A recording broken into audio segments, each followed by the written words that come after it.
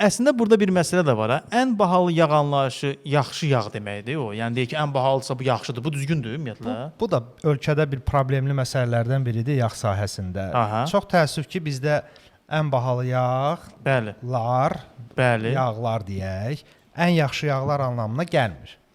Ümumiyyətlə hər dəfə vurğulamışam ki bunu. Bütün dünyada da qlobal yağ markalarının qiymətləri aşağı-yuxarı bir-birinə yaxındır. Bəli.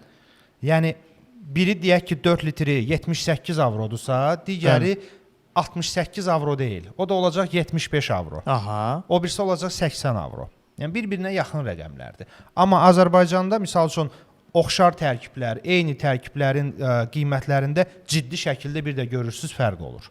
118 manat bir yağ olur, 77 manat bir yağ olur. Amma tərkibləri birəbir eyni olur. Bax bunu da bəzi sürücülər bilmir deyə. Bəli, bəli.